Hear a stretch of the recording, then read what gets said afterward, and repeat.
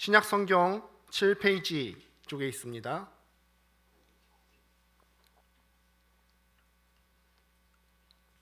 한 절이기 때문에 한 목소리로 함께 읽도록 하겠습니다. 함께 읽습니다. 시작. 그러므로 너희는 이렇게 기도하라. 하늘에 계신 우리 아버지여, 이름이 거룩히 여김을 받으시오며. 아멘. 네, 오늘 이 말씀을 여러분들이 아마 다들 잘 아실 거라 생각합니다. 우리가 너무나 잘 알고 있는 주기도문의 시작입니다. 그래서 오늘부터 약 2달여에 걸쳐서 주기도문에 대해서 함께 말씀을 나누고자 합니다. 오늘은 그 첫 시간인데 하늘에 계신 우리 아버지여 라는 제목으로 하나님 말씀 증거하도록 하겠습니다. 저는 이제 대학교부터 신학과를 전공을 했습니다. 처음에 신학과를 진학했을 때 일이 기억이 납니다. 신학과를 가면은 참 일반과랑 다르게 참 생소한 일들이 많이 있는데요. 그 중에 하나가 첫 번째 신학과 과 MT를 갔을 때의 일입니다. 저는 대학 생활을 꿈꾸면서 갔어요. 누구나 그렇겠지만 여기 새내기 친구들도 이제 또 대학 생활을 맞이하게 되겠지만 시트콤이나 혹은 드라마 같은 데서 아는 형들이나 누나들의 이야기를 들어보면은 이 대학교에서 만난 첫 번째 MT가 그렇게 재밌다고 하더라고요. 특별히 대학 입학 후에 첫 번째 과 MT에서는요, 또 친구들도 사귈 수 있는 시간이 되고 또 선배들도 알아가는 시간이지 않습니까? 저도 정말 이 신학과 첫 번째 과 MT, 대학 가서 가는 첫 번째 MT에서 많은 기대를 하고 갔습니다. 그런데 과 대표가 처음으로 장소를 알려주는데 뭔가 불길한 느낌이 들어요. 정확히 기억이 나지는 않습니다만 뭐 어떤 펜션이나 리조트 이런 곳에서 보통 MT를 하지 않습니까? 그런데 어디 교회 기도원인가를 MT 장소가 찍혀서 나오는 거예요. 그때까지만 해도 그러려니 했어요. 우리가 그래도 신학과니까 어디 교회에서 장소 제공을 했을 수도 있지, 이렇게 생각을 하고서 여전히 부푼 마음을 갖고 MT를 갔습니다. 간단하게 오리엔테이션을 하고 저녁을 먹고 난 후에 이제 옹기종기 모여서 이야기꽃을 피웠습니다. 그때 이제 신학과 담당 교목으로 계셨던 교수님께서 모여있던 학생들을 향해서 이렇게 말씀하시는 거예요. 우리 함께 산에 올라갈 사람 하시는 겁니다. 근데 개인적으로는 저는 그렇게 좋아하시는 분들도 있겠지만 산에 올라가는 것을 그렇게 좋아하지는 않고 또 몸도 피곤해서 숙소에 있으려고 했는데 선배들이 막 일어나는 거예요. 근데 제가 본능적으로 딱 느꼈습니다. 야, 이거 안 가면은 앞으로 내가 학교 생활이 좀 어려워질 수도 있겠구나. 극기훈련 이런 거 아닐까? 그래도 나름 재미있겠지. 산에 올라가니까 등산이나 이런 것처럼 재미있겠지. 또 이렇게 생각하면서 교수님과 선배들을 따라 나섰어요. 어느 정도 한참을 올라갔을까요? 올라가서 보니까 무슨 또 거기에서 기도할 수 있는 장소 같은 것들이 있는데, 기도원 또 예배당 같은 것이 있는데 다 그 안으로 들어가는 겁니다. 저도 따라 들어가 앉았어요. 그랬더니 교수님께서 이 함께 올라온 학생들을 향해서 이렇게 말씀하셨어요. 우리가 그래도 신학과 아닙니까? 과 MT를 왔으니까 기도회를 합시다, 이러시는 거예요. 제가 꿈꿔왔던 대학에서의 첫 번째 과 MT에 대한 기대가 산산조각이 나는 순간이었어요. 아무리 신학과여도 그렇지 과 MT에서 첫 번째 MT에서 기도회를 할 줄이야 정말 상상도 하지 못했습니다. 교수님께서는요, 이 기도회를 하시면서 짝을 한 명씩 맺어 주었는데 앞에 있는 선배와 두 손을 잡고 무릎을 꿇고 기도를 하게끔 하셨어요. 저는 그 순간을 아직도 잊지 못합니다. 앞에 있는 선배 형님과 손을 잡았는데 그 손에 꺼끌꺼끌함이며, 또 기도를 하기 시작하는데 또 신학과 선배다 보니까 얼마나 열정적입니까? 손이 잡힌 채로 무릎 꿇고 가까운 거리에서 기도를 하는데 침이 막 튀기는 거예요. 그런데 제 손은 어떻게 됐다고요? 잡혀 있었어요. 다 침을 맞으면서 그렇게 열정적으로 기도했던 순간들이 기억이 납니다. 신학과에서의 첫 생활은 그렇게 제가 기도로 시작하였고, 그 이후로 지금에 이르기까지 기도에 대한 고민은 여전히 제 머릿속을 감싸고 있습니다. 하나님께서 원하시는 기도가 무엇일까? 하나님께서 어떤 기도를 원하시고 어떻게 하면 우리가 기도 생활을 잘할 수 있을까? 여러분, 기도 생활 충분히 하고 계십니까? 여러분의 경건 생활은 좀 어떠세요? 여러분, 기도가 뭐라고 생각하시죠? 한번 자기 스스로 마음 가운데 생각하고 있던 정의를 한번 내려보세요. 기도가 무엇입니까? 기도는 하나님을 알아가는 통로지요. 하나님을 알아가는 통로입니다. 여기서 우리가 하나님을 알아간다고 하는 것은 어떤 하나님에 대해서 단편적인 지식만을 의미하지는 않습니다. 우리가 어떤 사람을 안다고 했을 때를 한번 가정해 볼까요? 제가 예전에 어떤 한 지체를 신방하고자 홍대 입구를 간 적이 있습니다. 근데 이 홍대 입구를 갔을 때 그때 처음 봤던 것 같아요. 참 신기했던 게 뭐냐면은 지하철역에 웬 큰 벽면에 잘생긴 친구 사진이 하나 있고 그 밑에 생일 축하해 누구누구 이렇게 써 있는 거예요. 나중에 알고 봤더니 팬클럽에서 자기가 좋아하는 어떤 그 스타들 생일 축하를 광고판에 한 거라고 하더라고요. 여타의 또 많은 아이돌 팬들도 자기가 좋아하는 어떤 아이돌의 심지어 생일이나 혈액형까지도 안다고 하더라고요. 여러분들도 알고 계세요? BTS 혈액형 혹시 알고 계십니까? 신입생은 어쩌면 알 수도 있을 것 같은데요. 그 한 사람에 대한 정보를 갖고 있다는 거예요. 내가 어떤 BTS를 안다, 아니면 내가 그 아이돌 누구누구 생일이고 어떤 그 지체를 안다고 하는 거는 그 사람에 대한 정보를 갖고 있다는 말이지요. 그런데 이 정보를 알고 있다는 사실이 내가 그 사람을 안다고 말할 수 있게 해줄까요? 내가 BTS의 혈액형을 안다고, 혹은 그 사람의 생일을 안다고 그 사람을 안다고 말할 수 있을까요? 여기서 말하는 알미라고 하는 거, 내가 어떤 사람을 안다고 하는 것은요, 단순히 어떤 한 사람에 대한 정보와 지식을 말하는 것이 아니라 사람과 사람 간의 인격적인 사귐을 말하는 거예요. 우리가 기도를 통해서 하나님을 알 수 있다고 하는 것, 기도를 하나님을 알아가는 통로로 삼는다는 것은 무엇이냐? 하나님에 대해서 객관적인 정보를 하는 것이 아니라 하나님과 우리 사이에 인격적인 사귐이 있다는 것을 말한다는 겁니다. 사귐과 소통이 그 안에 있다는 거예요. 예수님께서 주기도문을 가르쳐 주신 이유가 바로 여기에 있습니다. 우리더러 주기도문을 처음에 하라고 했을 때 주문처럼 다다다다다 외우라고 하신 것이 아니라 하나님과 인격적으로 소통하고 또 사귀기 위해서 우리가 어떤 자세로 기도해야 되는지, 그리고 무엇을 구해야 하는지를 가르쳐 주시기 위한 거예요. 그래서 사실은 우리가 주기도문 하면은 우리가 오해하기 쉬운 게, 주님께서 기도하신 기도문이구나 이렇게 생각하기 쉬운데, 물론 우리 주님께서도 이렇게 기도하실 수 있었겠지만 정확히 표현하자면 주님께서 우리에게 가르쳐 주신 기도가 맞습니다. 주님께서 제자들에게 가르쳐 주신 기도예요. 제자들이 주님께 나와서, 예수님께 나와서 기도를 어떻게 해야 되겠습니까? 그 물음에 대한 대답이 바로 오늘 본문에 나온 주기도문입니다. 주기도문이 어떻게 시작하고 있습니까? 그래서 오늘 본문을 처음 보면은 첫 시작이 이렇게 하고 있죠. 하늘에 계신 우리 아버지여 라고 합니다. 짧은 본문이죠. 하늘에 계신 우리 아버지여 라고 시작합니다. 우리가 이 주기도문을 무심코 듣고 외웠을 때는 잘 몰랐는데, 예수님께서 알려주시는 그 기도의 시작을 보면은 우리가 누구에게 기도를 하고 있는지에 대해서 그 대상이 분명하게 나와 있음을 볼 수가 있습니다. 우리가 누구에게 기도합니까? 여러분들은 기도하실 때 누구에게 기도하시죠? 하나님께 기도를 하죠. 우리의 기도를 받으시는 분은 하나님이에요. 우리가 기도를 한다고 하면서 아무 생각 없이 하나님을 떠올리지 않는다면, 하나님을 생각하지 않는다면 그건 기도가 아닙니다. 기도가 어떤 우리가 하는 명상이나 혹은 참선인, 이 참선보다 그 이상인 이유는 무엇이냐면 우리의 기도의 대상이 하나님이시기 때문이고, 하나님을 상대로 하는 것이기 때문에 기도는 참선이나 명상과 다르고 그 이상인 것입니다. 그러므로 우리가 제대로 기도하기 위해서는 그 시작을 어떻게 해야 합니까? 우리가 마주하게 되는 그 하나님이 어떤 분이시지? 우리가 지금 기도라는 것은 하나님께 올려드리는 건데 하나님이 어떤 분이신지를 제대로 알아야 한다는 거예요. 그런데 많은 사람들이 우리가 기도할 때 하나님이 어떤 분이신지에 대한 관심은 별로 없는 것 같아요. 우리가 심지어 주기도문을 할 때나 기도의 시간을 가질 때도 내가 정말 하나님을 알고 싶다, 하나님과 인격적인 사귐이 있었으면 좋겠다, 이렇게 그분에 대해서 궁금해하고 바라고 원하는 것보다는, 하나님 존재 자체를 바라보기보다는 하나님 손에 들려있는 것을 보려고 하죠. 혹시나 하나님께서 우리에게 주실 만한 것들, 그 손에 들려져 있는 것들, 무슨 선물이라도 들려져 있을까, 그걸 바라본다는 거예요. 기도로 마주대하는 하나님께 집중하기보다는 그 손에서 떨어질 수 있을 만한 콩고물을 우리가 기대한다는 거죠. 이렇게 하나님이 누구인지 전혀 생각하지 않고 기도하면요, 우리의 기도는요, 하나님 앞에 올라갔을 때 스팸 기도 같은 취급을 받을걸요. 여러분들이 하나님이 누구인지에 대해서 사모하는 마음도 없고 그저 그 콩고물에만 관심을 가진 채 주문처럼 외운다면 여러분의 기도는 스팸 메일 취급을 받을 겁니다.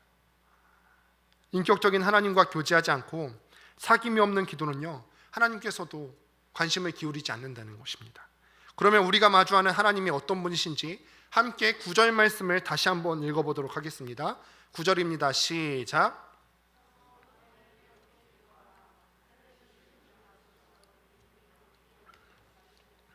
자, 보시면 오늘은 특별히 기도의 시작부인 하늘에 계신 우리 아버지여를 보고 있는데요.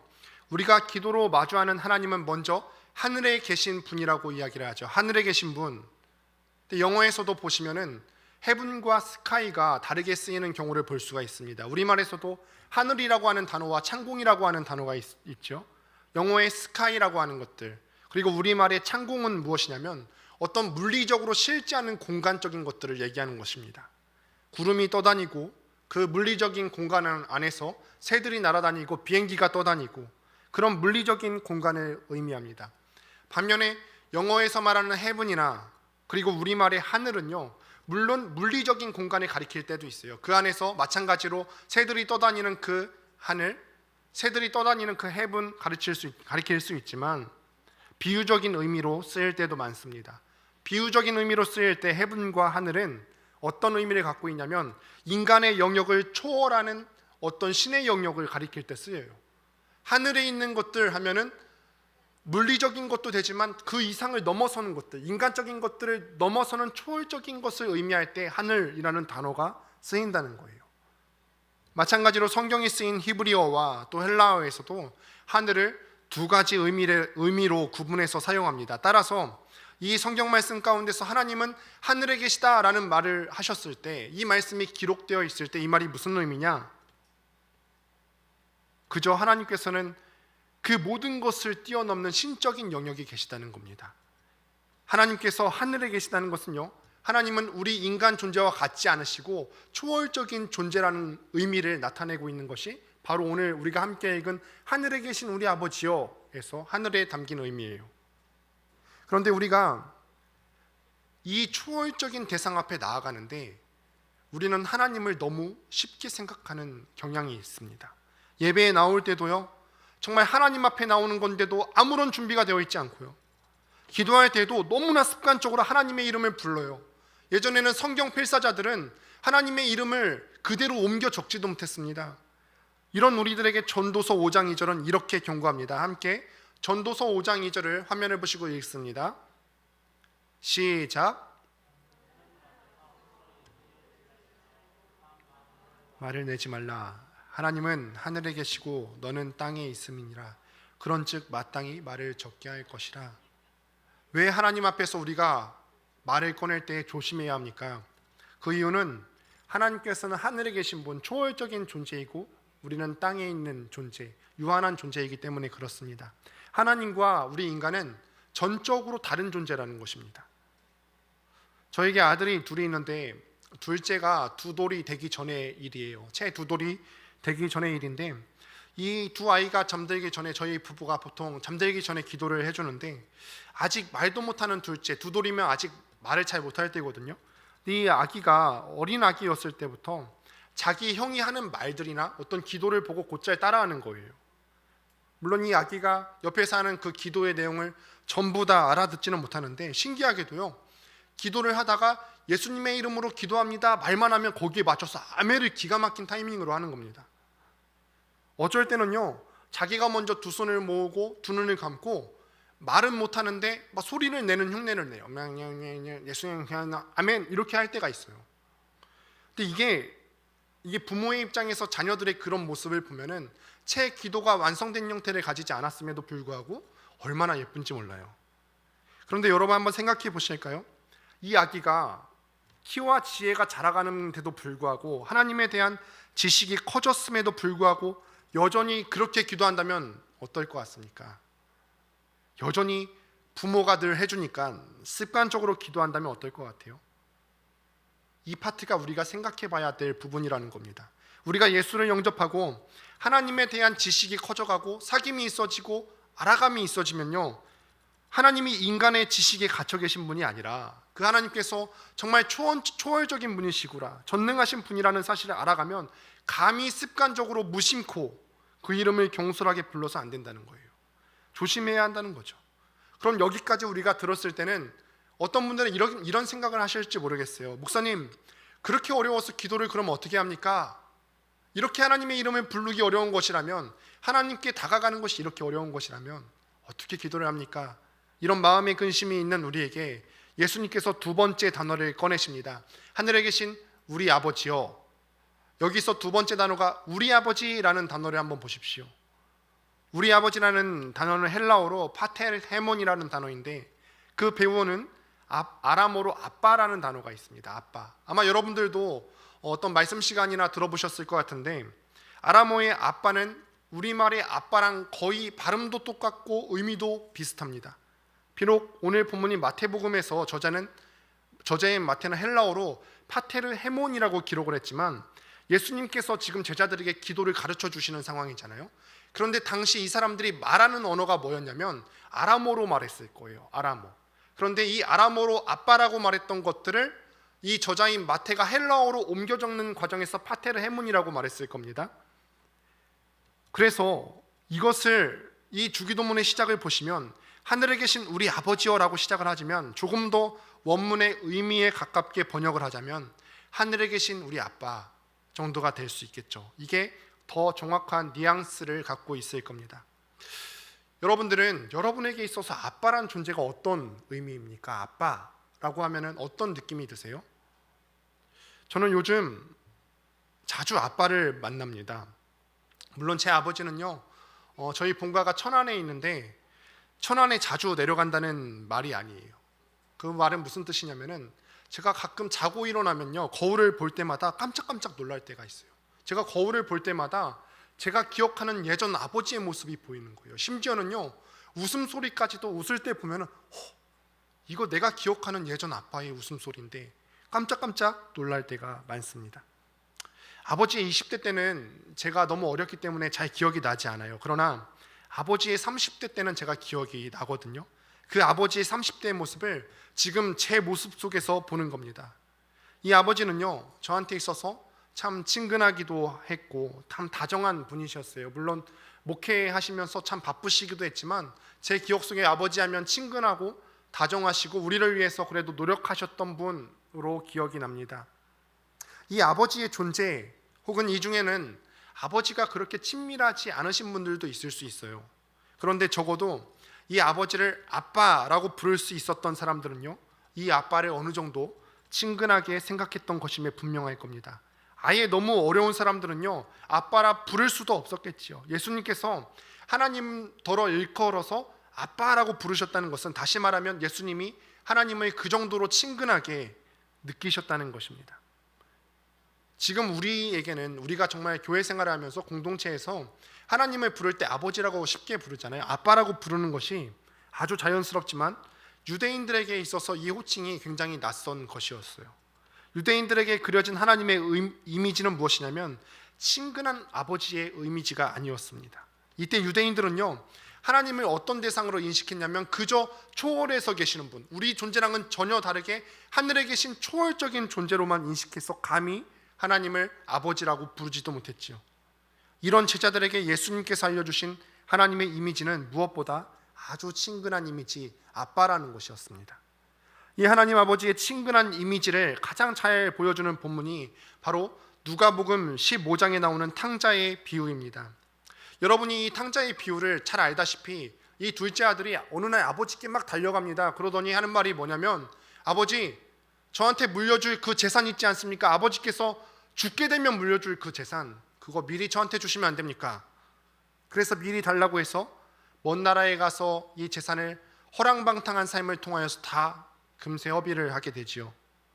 그 나라에 큰 흉년이 들어서 먹을 것이 없게 되자 돼지 밥으로라도 배를 채우려고 했지만 이 돼지밥조차도 주는 사람이 없었다고 기록을 해요. 그러던 어느 날 이 아들은요, 자기 아버지를 떠올립니다. 내 아버지의 집에는 풍족한 양식이 있었지, 심지어는 내 아버지의 집에서 일하는 종들도 배불리 먹을 수가 있었는데 도저히 그냥 굶어 죽을 수가 없어서 이 둘째 아들이 정말 어려운 결심을 합니다. 다시 아버지의 집에 돌아가야지. 아버지에게 돌아가기로 결심하고 무거운 발걸음을 옮기게 됩니다.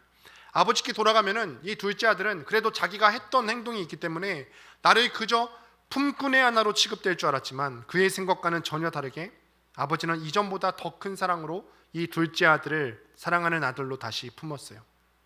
근데 사실 여러분, 아까 제가 이 누가복음 15장의 비유를 탕자의 비유로 소개를 했지만, 이 비유는 아들이 주인공이 아니라 아버지가 주인공인 비유예요. 이 비유는요, 탕자가 죄를 지었고 어떤 물질을 받아가서 허랑방탕하게 살다가 죄를 지었던 그런 사건에 대해서 초점이 맞춰져 있는 것이 아니라, 그렇게 돌아왔을 때 그럼에도 불구하고 받아주시는 아버지의 사랑에 초점이 맞춰져 있는 거예요.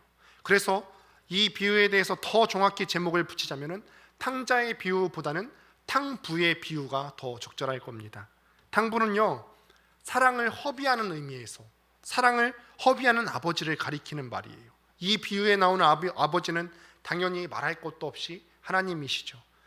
예수님께서 아시는 하나님이 이랬다는 거예요. 예수님이 아는 하나님은 어떤 분이시냐면, 인간을 사랑하셔서 너무 사랑하시되 당신의 외아들을 내어주시기까지 사랑하시는 분입니다.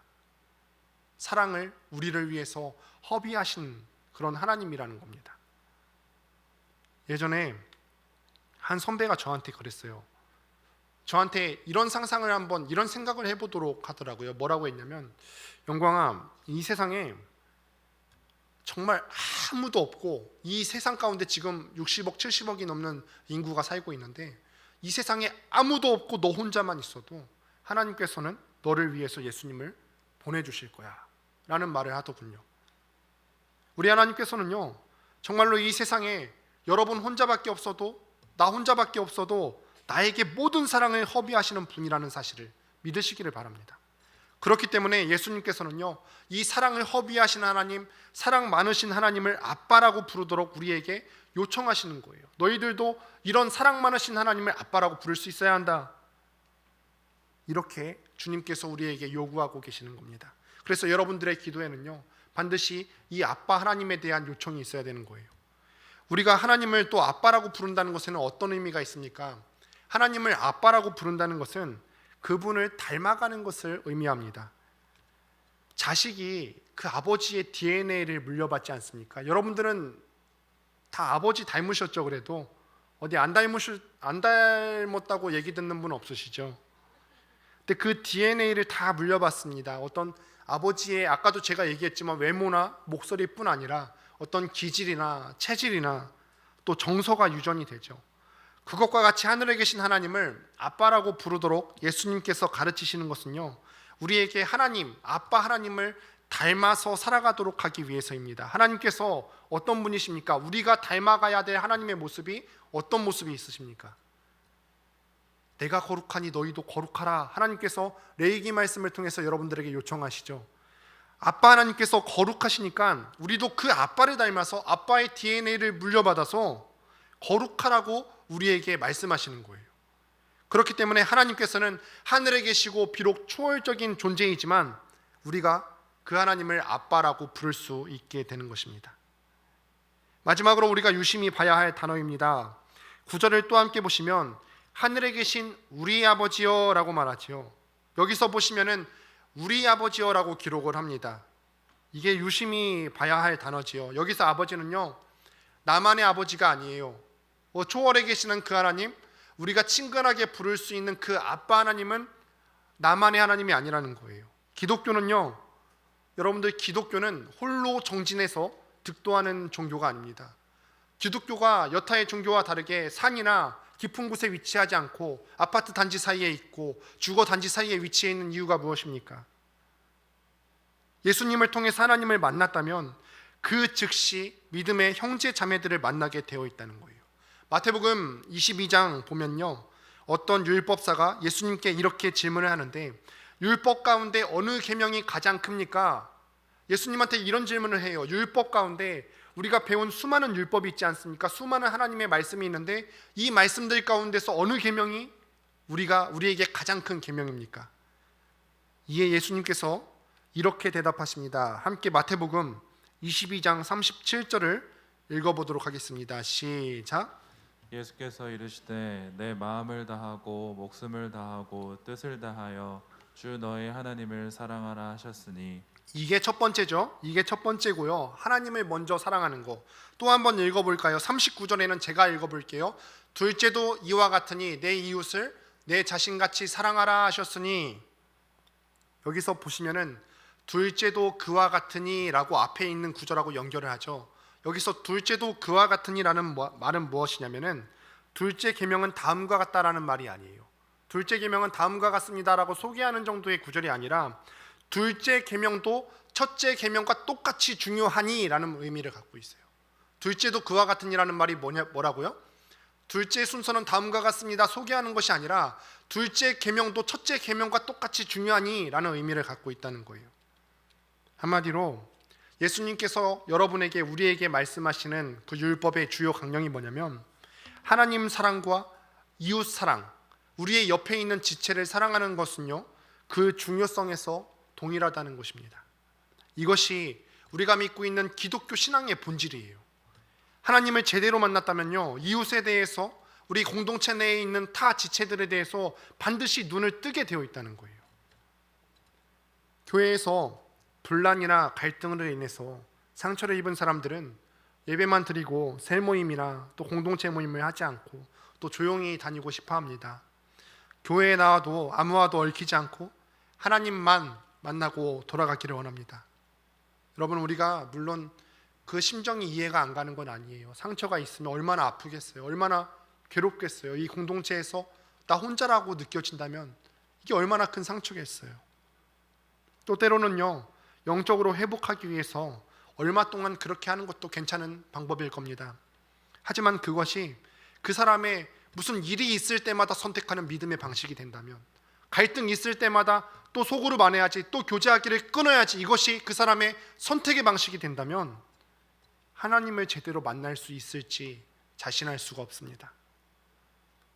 기독교 신앙의 핵심은 하나님을 사랑하고 또한 같은 믿음을 가진 사람들이 연대하여서 교회를 이루고 공동체, 한 몸을 이루는 것입니다. 그렇기 때문에 예배만 드리는 것이 아니라 적극적으로 또 우리가 소그룹 모임에 참석하셔야 되고 공동체 모임에 나가서 내 지체가 어떤 상황에 처해 있는지, 어떤 기도 제목을 갖고 있는지 돌아보고 관심을 갖는 것이 우리한테 필요하다는 것입니다.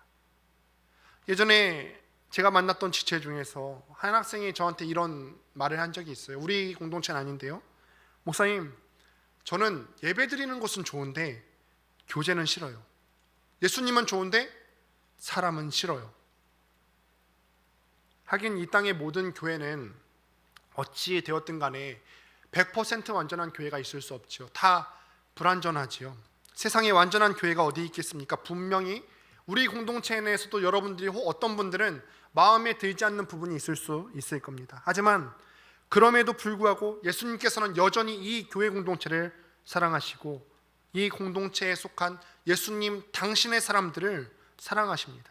사람들은 교회를 보고 싫다 혹은 밉다고 말하지만 우리는 이 지체들을 보고 싫다고 얘기하지만 여전히 예수님께서는 교회를 사랑하시고 내 옆에 있는 지체를 사랑하시고 귀하게 여기신다는 거예요. 그러니 예수님은 좋은데 사람은 싫다?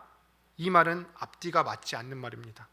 예수님이 좋으면요, 당연히 그분이 사랑하시는 그 사람에 대한 관심이 우리도 있어야 됩니다. 아니, 적어도 내 마음에 들지 않는다면 의지적으로라도 내가 당신이 사랑하는 그 사람을 나도 사랑하겠습니다, 의지적으로라도 노력해야 되는 부분이 나타나게 되는 거죠. 다시 한번 누가복음 15장 탕 부의 비유로 한번 가보도록 하겠습니다. 다시 그 이야기를 보시면 큰 아들은요, 여기 보면은 작은 아들과 아버지만 나오는 게 아니죠. 큰 아들이 또 나옵니다. 큰 아들의 행동을 한번 볼게요. 큰 아들은 가출했던 동생이 돌아오자 그를 받아들이고 잔치를 베풀고 가락지를 끼우고 송아지를 잡아서 잔치를 베푸는 그 아버지의 행동이 못마땅했어요. 화가 났어요. 그리고 이 형은요, 같이 잔치를 할 마음이 없었어요. 아버지를 모시고 살았던 나날들, 그래도 충성스럽게 아버지를 모시고 살았던, 동생이 떠났던 순간에도 집을 지켰던 그 시간들이 손해처럼 생각되었겠죠. 그때 아버지가 그를 달래는 말입니다. 그러자 이 아들이 아버지에게 이렇게 분통을 터뜨리며 말합니다. 누가복음 15장 30절을 한번 보도록 하겠습니다. 함께 읽습니다. 시작. 아버지의 살림을 창녀들과 함께 삼켜버린 이 아들이 돌아오매 이를 위하여 살진 송아지를 잡으셨나이다. 여러분 보십시오. 이 아들이 돌아오매, 이 아들 한 아버지를 둔 형제잖아요. 우리가 정말 같은 핏줄 우리 아버지라고 부르는 그 형제가 돌아왔어요. 자기 친동생인데 아버지가 사랑하시는 그 탕자인데 이 형은요 동생을 일컬어서 마치 남처럼 소개해요. 아버지의 살림을 창녀들과 함께 삼켜버린 이 아들이라고 말합니다. 내 동생, 내 혈육, 내 지체라고 말하지 않고 모멸차게 외면하는 것입니다.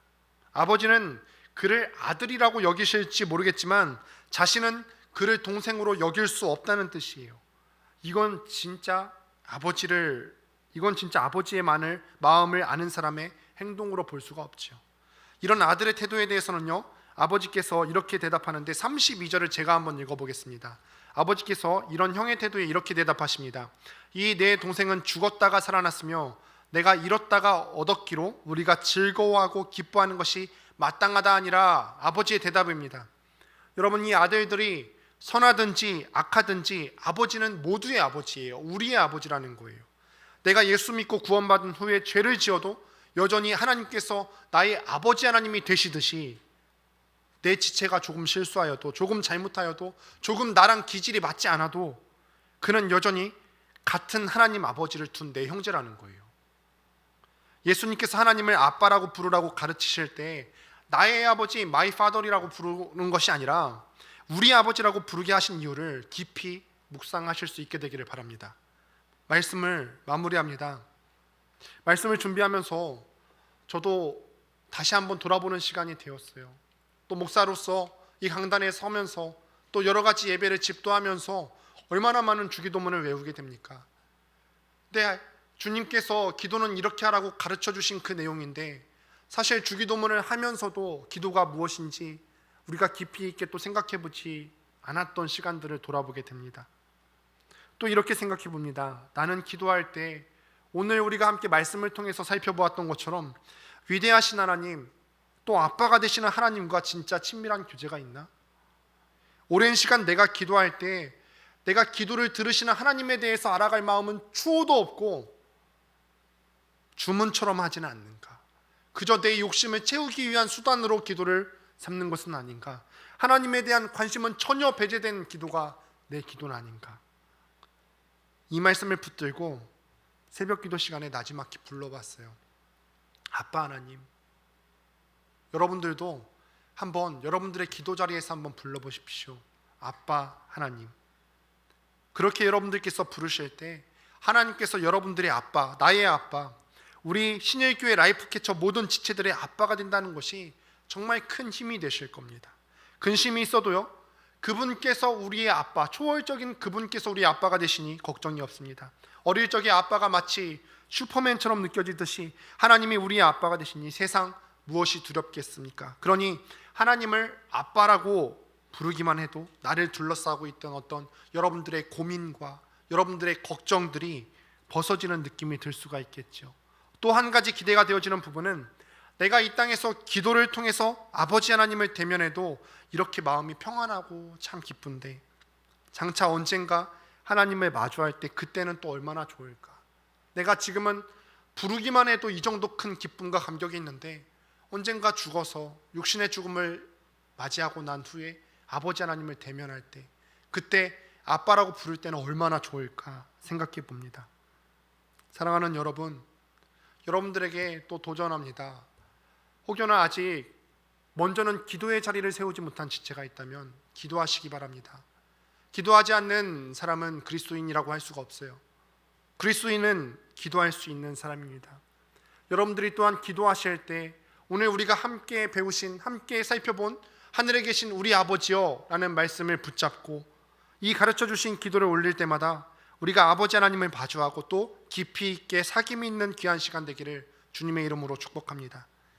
오늘 시간에 같이 한번 찬양했으면 좋겠는데요. 은혜로 날 보듬어 주시는 그 아버지 하나님을 우리가 생각하며 또 함께 찬양하며 나아갑니다.